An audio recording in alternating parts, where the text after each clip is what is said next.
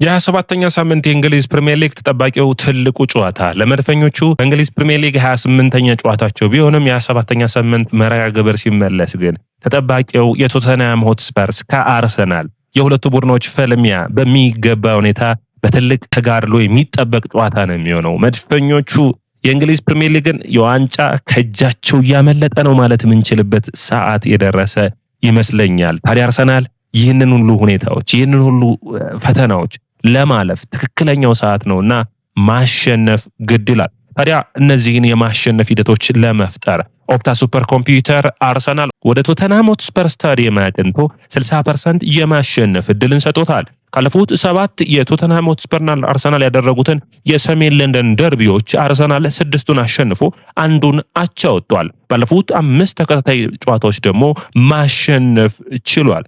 ኢጎር ቲዩዶር አዲሱ የቶተንሃም አሰልጣኝ በዚህ ጨዋታ ውጤት እንደሚቀናቸው ተስፋን ያደርጋሉ። ምክንያቱም ባለፉት 5 በአሰልጣኝነት የመሯቸው በፍጥነት እንደያዟቸው ቡድኖቹ ለውጥ ያመጡ ነበር። ስፔሌቲያ፣ ቬሮና፣ ማርሴ፣ ላዚዮና ዩቬንቱስ። በዩቬንቱስ ቤት የሚያውቁት ኮሎሙዋኒ አሁን በቶተንሃም ሆትስፐር ቤት ይገኛል። ተጠባቂው የሰሜን ለንደን ደርቢ አሁን የዋንጫውን ፍጻሜ መወሰን መድፈኞቹ በዚህ ጨዋታ ላይ 3 ነጥቦችን ያሳክተው በጥሩ ፐርፎርማንስ የሚያጠናቅቁ ከሆነ ወደ እንግሊዝ ፕሪሚየር ሊግ ዋንጫ በቀጥታ የሚያዩበት ያለፉትን ሳምንታት ችግሮቻቸውን የሚፈቱበት ጨዋታ ይሆናል። በተቃራኒው ደግሞ ቶተንሃም ያሸንፋቸው ከሆነ ግን የአርሰናል ችግር ከድጡ ወደ ማጡ የሚቀጥል ይሆናል። አሳሳቢው ቡድን አሳሳቢ ውጤቶችን በጥሩ ፐርፎርማንስ ሲያመጣ ያሳየን አርሰናል አሁን በሚገባ እየተፈተነ ይገኛል። ኦፕታ ሱፐር ኮምፒውተር እንደገለጸው ከሆነ በእንግሊዝ ፕሪሚየር ሊግ ማንም መሪ ቡድን ሆኖ የደረጃ ሰንጠረዡ ላይ 20ኛ የሚገኘውን ቡድን 2-0 እየመራ 2 አቻ የወጣ ቡድን የለም። ታዲያ ይህንን ሁሉ ሁኔታዎችን የሚያስታውሰው ኦፕታ ሱፐር ኮምፒውተር ነገር ግን አሁንም መድፈኞቹን የእንግሊዝ ፕሪሚየር ሊግ የማሸነፍ እድላቸው 80% ነው የሚል ድጋፉን ሰጥቷቸዋል። ይህ ሁሉ የሚታየው የአርሰናል ብቻ ጥንካሬ ሳይሆን ዘንድሮ ማንቸስተር ሲቲ ያለፉት ዓመታት አይነት ማንቸስተር ሲቲ እንዳልሆነም በግልጽ የሚታይ ብቃታቸው የሚጠቁም ነው። ነገር ግን የማንቸስተር ሲቲ የጥር ዝውውር አንቶን ሴማዮና እንዲሁም ደግሞ ማርክ ጉሂ ትልቅ ለውጦችን የማምጣት እድል ይኖራቸዋል ተብሎ ይጠበቃል።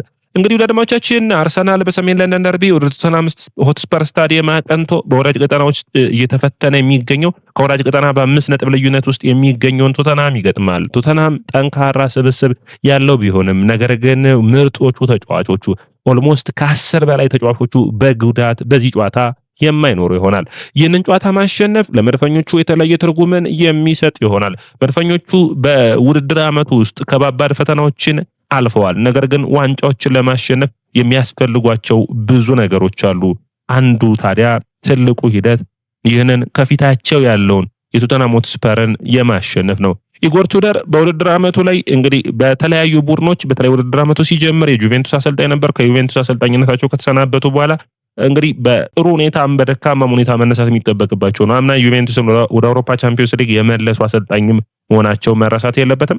ውጤታማነት ግን የሚርቃቸው አሰልጣኝ ናቸው። ነገር ግን በፍጥነት እንደመጡ ውጤቶችን ማምጣት የሚችሉ እንደሆነ ይታወቃል። ታዲያ አርሰናል ባለፉት ጨዋታዎች ከመሪነቱ እየተነሳ ብዙ ጨዋታዎችን ነጥብ መጣሉ ትንሽ አስቸጋሪ ያደርገዋል። በተለይ ከሁለት ሳምንት በፊት አርሰናል እንግዲህ የራሱን ሰንደርላንድን አሸነፈ። ቅዳሜ እሁድ የማንቸስተር ሲቲን መሸነፍ ይጠብቅ ነበር በሊቨርፑል በአንፊልድ ሮድ 1-0 እስከ 84ኛው ደቂቃ። ከዛ በኋላ ቻወጡ። ከዛ በኋላ ኳሱ ተሸነፉ ማለት ነው። ሊቨርፑል በሚገርም ሁኔታ የአርሰናል የ9 ነጥብ ልዩነት ሙሉ በሙሉ የቅርጽ ለውጥ መጣ።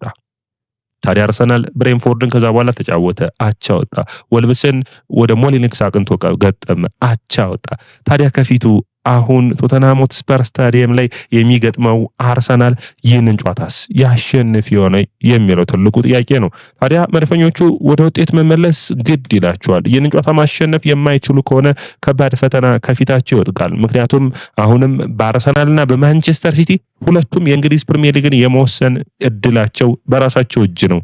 ምክንያቱም ማንቸስተር ሲቲ ሁሉንም ጨዋታ የሚያሸንፍ ከሆነ አርሰናል ሁሉንም ጨዋታ የሚያሸንፍ ከሆነ የእርስ በርስ ግንኙነት ስላላቸው ሁለቱም ቡድኖች ሁሉንም ጨዋታቸውን ማሸነፍ የማይችሉ ስለሆነ በዛ ሁኔታ ላይ የሚወሰን ይሆናል። እንግዲህ ለመድፈኞቹ ይህ ሁኔታ አሳሳቢው ሁኔታዎች ጥሩ ዜና በዚህ ሳምንት የተሰማው የቡካዮ ሳካ የአርሰናል ቤት ታዳጊው ተጫዋች አሁን በመድፈኞቹ ቤት የሚያቆየውን የ5 ዓመት ኮንትራት ፈርሟል።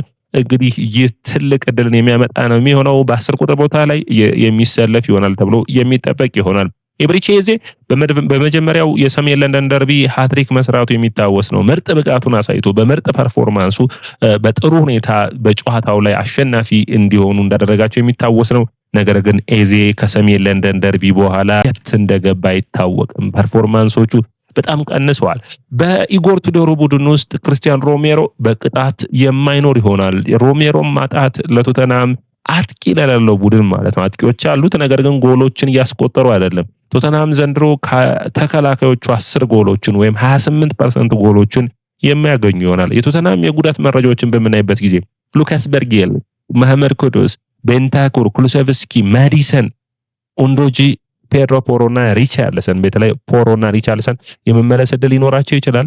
በአርሰናል በኩል ሃቨርትዝና ኦዴጋርድ ወደ ጨዋታ የሚመለሱ ይሆናል። አርቴታ በጥሩ ፐርፎርማንስ ካላቸው የለንደን ደርቢ አሸናፊዎች ውስጥ አንዱ ነው። 41 ከ68 ጨዋታዎች 41ን አሸንፏል። 60.3% የማሸነፍ እድል አለው።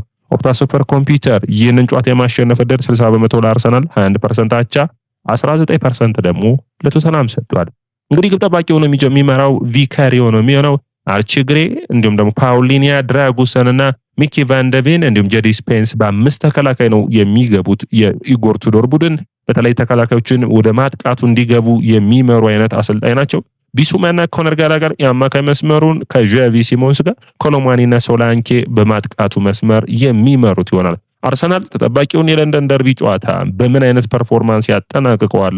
ትልቁ ፈተናና ትልቁ ኃላፊነት የሚሆንበት ነው። ማይክል አርቴታ ጫናን በሚገባ መቋቋም የሚችል ቡድን መስራትና ለመስራቱ አሁን የሚፈተን ይሆናል። ጁሊያን ቲምበር፣ ዊሊያም ሳሊባ፣ ገብርኤል ማጋሌስ፣ ፔሮ ሂንካፔ የአርሰናል የተከላካይ መስመር የሚመሩት ይሆናሉ።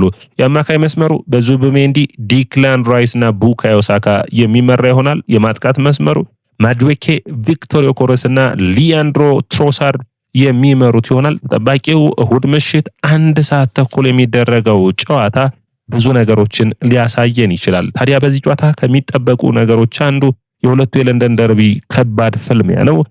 ለአርሰናል የተለየ ትርጉም ይሰጠዋል። ነገር ግን መርሳት የሌለባችሁ ፔፕ ጋርዲዮላም አሁን በስብስቡ ላይ እምነት የለውም ማለት አርሰናልም ችግሮች አሉበት። የፔፕ ቡድን ማንቸስተር ሲቲም ግን ትክክለኛና ምርጥ ፐርፎርማንሳቸው ላይ እንዳልሆኑ በግልጽ የሚያውቁት ነው። ስለዚህ አርሰናሎች የራሳቸውን ስራ ማጠናቀቅ የሚጠበቅባቸው ይሆናል። የእንግሊዝ ፕሪሚየር ሊግን በ5 ነጥብ እየመሩ ነው። 1 ጨዋታ ጭማሪ ተጫውተዋል። ታዲያ ማንቸስተር ሲቲን ነጥብ መጣል ብቻ ሳይሆን የራሳቸውን ማሸነፍ የሚፈልጉ ይሆናል። አርሰናል ዋንጫው እጁ ላይ ነው። እጁ ላይ ግን እንዳያመልጠው በሚገባ ጨዋታዎችን ማሸነፍ ግድ ይለዋል። አርሰናሎች በኤፍኤ ካፕ፣ በካራባኦ ካፕ እንዲሁም ደግሞ በቻምፒዮንስ ሊግ ያለባቸውን ጨዋታ ደግሞ የኢንተንሲቲ እና እንዲሁም ደግሞ ማይክል አርቴታ ጌም ማኔጅመንት ወይም ደግሞ የጨዋታን ቁጥጥር የሚጠይቅ ይሆናልና በስነልቦናው ረገድ አርሰናል በእነዚህ ዋንጫዎች ውስጥ ተፎካክሮ ማሸነፉ ነገር ቀላል እንደማይሆን ይጠበቃልና በሚገባ መዘጋጀት እንደ ቡድን የሚጠበቅባቸው ይሆናል። ቡድኑ ታዲያ በተለይ ከትልልቆቹ የአመራር ብቃት ካላቸው ከነ ዲክላን ራይስ፣ ገብርኤል ማጋሌስ፣ ዊሊያም ሳሊባ ከነዚህ ተጫዋቾች የአመራር ክህሎትን ማርቲን ኦዴጋርድ፣ ካይ ሃቨርትዝን ጨምሮ የሚጠብቅ ይሆናል። በተለይ የሃቨርትዝ ከጉዳት መመለስ ለመድፈኞቹ ውጤት በጣም አስፈላጊና ወሳኝ ሚና የሚኖረው ተጫዋች ነው የሚሆነው። በተለይ በትልልቅ ጨዋታዎች ላይ ተጽዕኖ መፍጠር የሚችል ነው። ሃቨርትዝ ዛሬ ለጨዋታው ዝግጁ የሚሆን ከሆነ ከዮኮሬስ ቅድሚያ ሊሰጠው የሚችል ነው የሚሆነው። ምክንያቱም ሃቨርትዝ በጨዋታዎች ውስጥ የማያቆሙ ሩጫዎች፣ በጨዋታዎች ውስጥ ጫና የመፍጠር ፍላጎቱ የተለየ ሚና የሚኖረው ነው የሚሆነው። አጠቃላይ መድፈኞቹ ከፊታቸው ያለውን ፍትጊያ እንዴት ያልፉታል? ለመድፈኞቹ ፈተናው የውድድር ዓመቱ አሁን ነው የሚጀምረው ማለት ይቻላል። ወደ አድማቻችን የያ ስፖርቱን ላይክ፣ ሼር፣ ኮሜንት፣ ሰብስክራይብ ማድረጋችሁን አትርሱ።